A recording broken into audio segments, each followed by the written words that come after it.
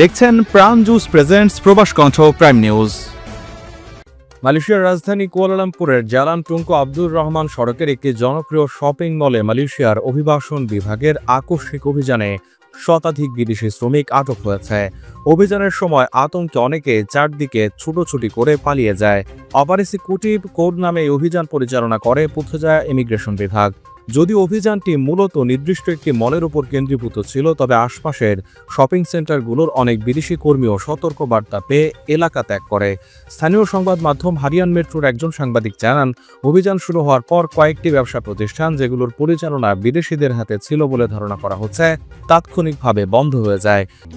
সমগ্র মালয়েশিয়ায় জনবল নিয়োগ দিচ্ছে প্রাণ মডার্ন ট্রেড। আগ্রহী প্রার্থীকে অবশ্যই এইচএসসি বা সমমান পাশ হতে হবে।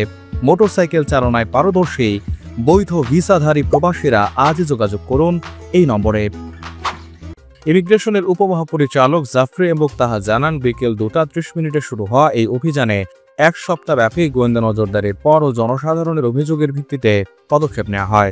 তিনি জানান, মোট 964 জনকে যাচাই করা হয়, যার মধ্যে 273 জন বিদেশি এবং 691 জন মালয়েশিয়ার নাগরিক। এর মধ্যে 143 জন বিদেশিকে বৈধ কাগজপত্র না থাকায় আটক করা হয়।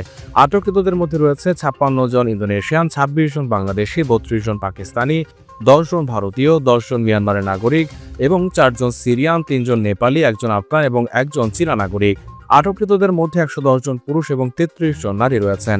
জাফরি আরও জানান, অভিযানে অনেক বিদেশি কর্মকর্তা ও কর্মীদের ধাক্কা দিয়ে পালানোর চেষ্টা করেন। কেউ কেউ ফিটিং রুম, সিঁড়ির নিচে, টয়লেট, স্টোর রুম এবং বন্ধ দরজার আড়ালেও লুকিয়েছিলেন। এমনকি কেউ দরজা না খুলে গুরুত্বপূর্ণ নথিপত্র লুকিয়ে রাখেন, যা অভিযান কার্যক্রমকে আরও দীর্ঘায়িত করে। তিনি বলেন, অগোছালো পরিবেশ ও ভিড় থাকায় চেকিং প্রক্রিয়া ব্যাহত হয়। পুরো কমপ্লেক্স জুড়ে আমাদের কর্মকর্তাদের তল্লাশি চালাতে হয়েছে। এছাড়া তিনি দেশীয় নাগরিকদের সতর্ক করে বলেন, অবৈধ বিদেশি শ্রমিকদের নিয়োগ বা আশ্রয় দিলে কঠোর আইনানুগ ব্যবস্থা নেওয়া হবে। এক্ষেত্রে দেশটির ইমিগ্রেশন আইনের 1959 এবং 1963 সালের অ্যাক্ট এবং 1966 সালের পাসপোর্ট অ্যাক্ট, 1963 সালের ইমিগ্রেশন রেগুলেশনস এবং 2007 সালের মানব পাচার অভিবাসী চোরাচালানের বিরোধী আইনের আওতায় ব্যবস্থা নেওয়া হবে। প্রবাস কণ্ঠ নিউজ ডেস্ক।